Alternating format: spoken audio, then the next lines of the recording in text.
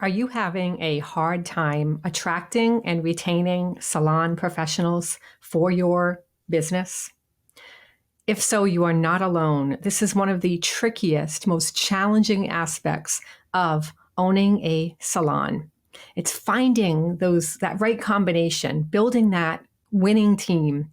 And really the success of your business depends on your ability to create that dynamic team.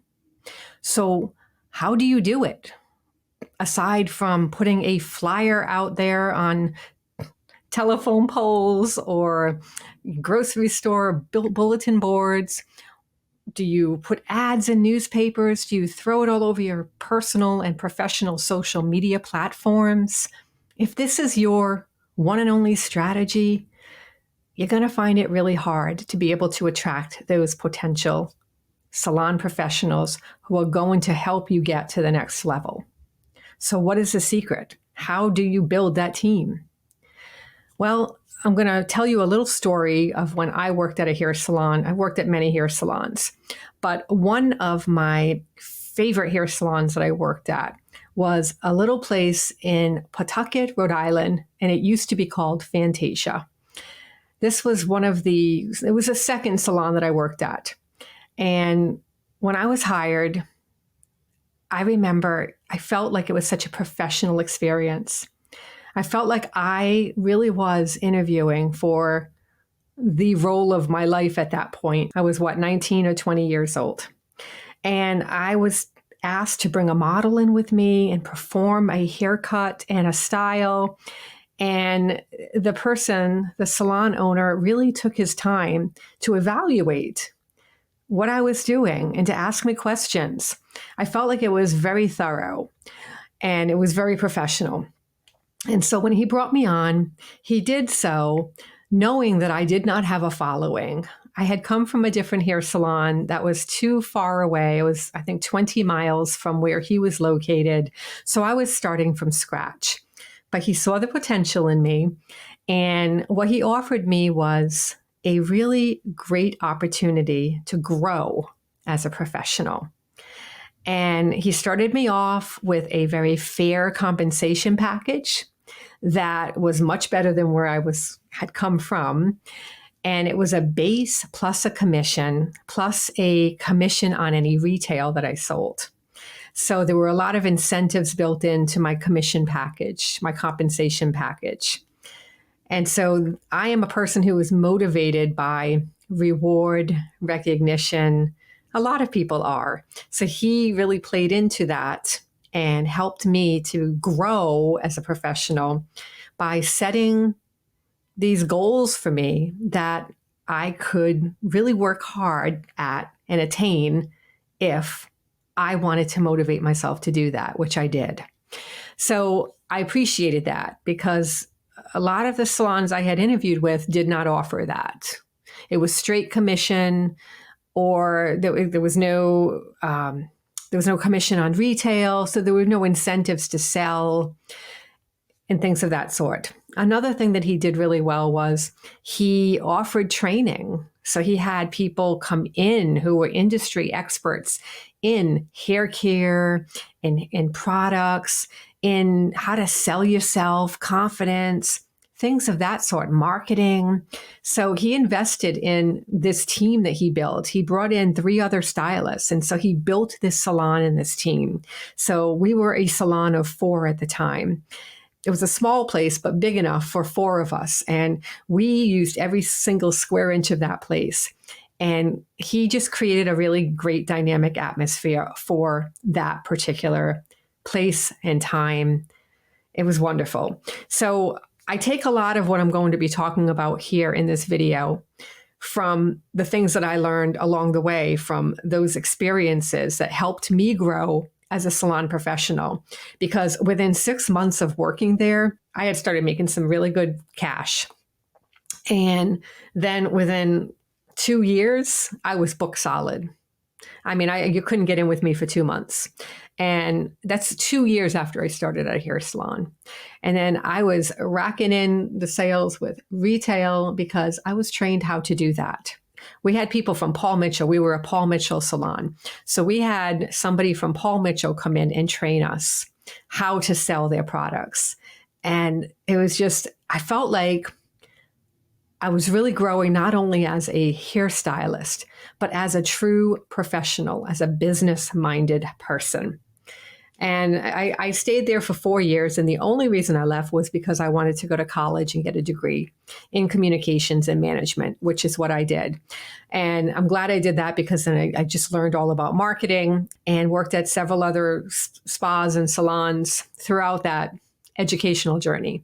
And there's so many different aspects I learned along the way that's why I have this channel, is I just want to share this kind of stuff with people, with you, because I know how much I craved it when I was working as a hairstylist behind a chair.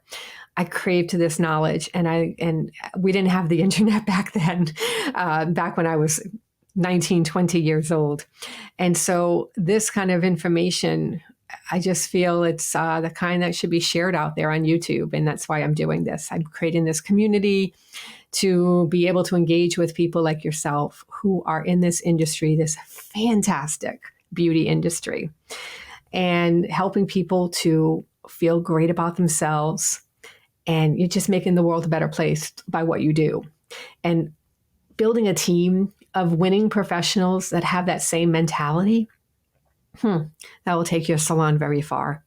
So I have a couple of tips. So I have 5 for this video. I think I'm going to be doing a series on this exact topic because I see the need. I have friends who have salons and I see them putting ads out there on social because they're really struggling to find that team. And that's really what created this desire for me to get in front of my camera today.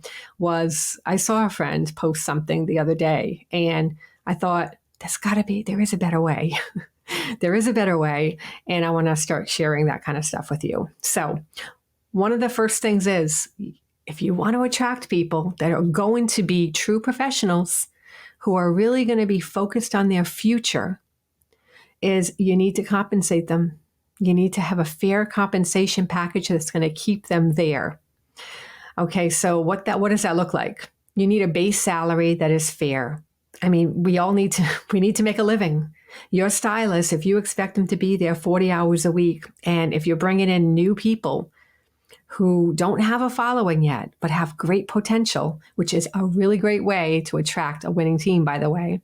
You get them when they're young and moldable, and you build that camaraderie, that bond with them, that professional working relationship, and that can take you very far. So what does that look like? I personally would do a minimum wage. And then at that point, once the minimum wage for 40 hours has been met, anything above that, whatever that figure is, anything above that, you start giving them a commission based on that too, because that's above and beyond. So give them a commission, and it could be a sliding scale. To me, I think that works well because it's directly aligned with an incentive program, whatever that might look like to you. I don't want to throw figures out there that mean something or don't mean something to you, but that's something you need to work out with your budget and your finance to see what works. But a sliding scale commission after a base salary has been met is a really great way to incentivize people, to get them to be thinking about upselling services. So they have a person who walks in for a haircut appointment and they do have time to be able to do something additional to that. That's a great opportunity to incentivize them to turn that $50 haircut or whatever it might be, $100 haircut, whatever your fees are, turn that haircut into something that's maybe 50% more of that by adding a couple of highlights around the face or whatnot, just a conditioning treatment, some kind of a gloss to the hair, something that will add money onto that ticket. And stylists who are self-motivated will do that on their own, but sometimes they need that nudge. So that nudge is that incentivized extra pay they're going to get in their paycheck if they do this. Second is to create a positive work environment. And this goes without saying, who wants to work in a negative environment? keep the complaining, the blaming, all that outside the door.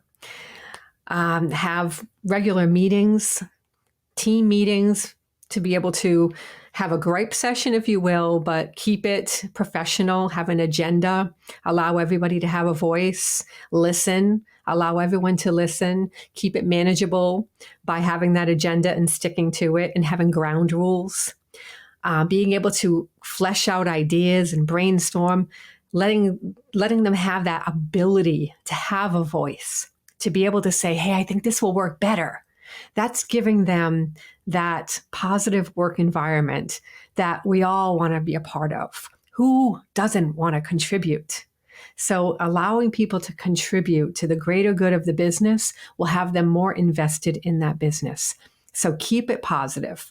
Have that ability for them to be able to feel like they are a true component to the overall scheme of your business. The third one is to offer growth opportunities. So what does this mean? What does growth opportunity mean? We all want to grow as people. Nobody wants to stay stagnant. And if they do, you really want them part of your team.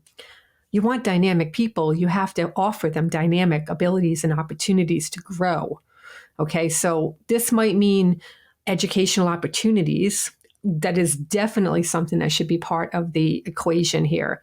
You should definitely seek out conferences, workshops, see if the distributors that you get your products from have opportunities to have instructors come in and teach your staff things about not just about how to cut hair, but think about how to sell products. How many people really know how to sell products? You don't learn that in cosmetology school. And maybe you don't have that in your wheelhouse either.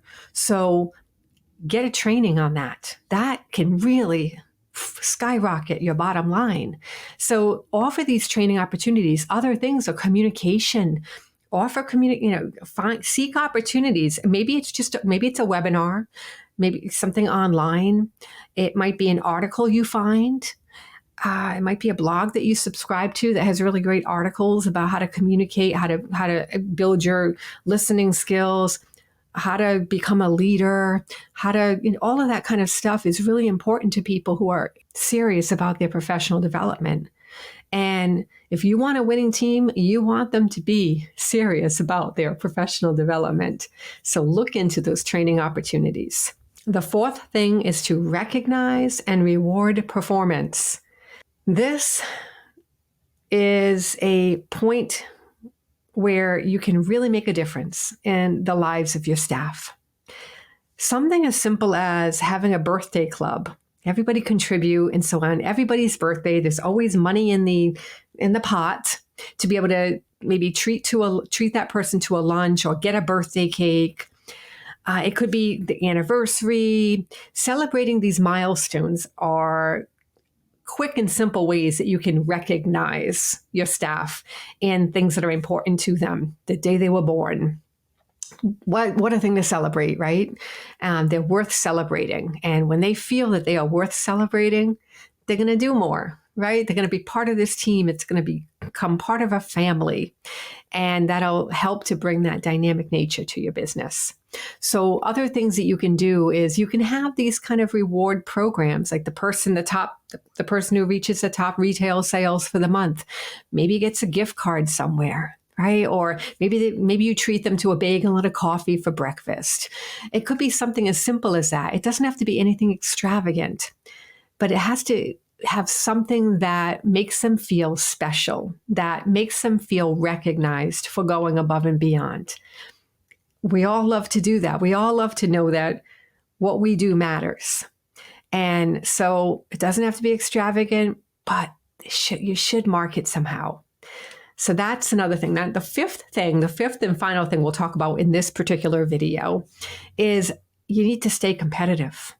You need to stay competitive by being dynamic, by learning yourself the latest trends, techniques, making sure you have the right equipment, right? Working equipment, I mean, I've worked at places where it's just the dryers don't work, or somebody's dryer is too loud, or the chair is breaking, it's rusty, it's uncomfortable for the client's necks. You want to make sure that you have quality equipment, comfortable equipment, a comfortable reception area, maybe have beverages for people when they get there, maybe have little treats or snacks or little candies, make it a welcoming environment. And just, that's one way to stay competitive, is that way, is to make sure that everything is in working order. Make sure that you have your brand in check. Make sure that you have quality business cards. Make sure that you have a quality way of being able to check your customers out at the end of their service, and a way for them to be able to book their appointment easily. Make sure you have a working website that is easy to navigate and has everything somebody needs there to be able to do what they need to do to get in with you all. So you just want to make sure that you have a presence out there that says, we are a professional group of people who are here to service you. And you can't go wrong if you do that. So this gives your staff, your salon professionals, a place that they are proud to say, I work here. I'm part of this family. Right? Isn't that the goal? Do these 5 things. Take into consideration all the things I talked about here. I'm going to do more in-depth videos on this whole topic of being able to attract and retain salon professionals, because I really think it's an important one. But in the meantime, check out some of the other videos that I have here on my channel. I talk a lot about marketing tips, communication tips, management tips to help keep you optimizing your salon business. If you found this video helpful, please like it. That really helps. And be sure to subscribe to this channel if you are interested in learning more ways about optimizing your salon potential.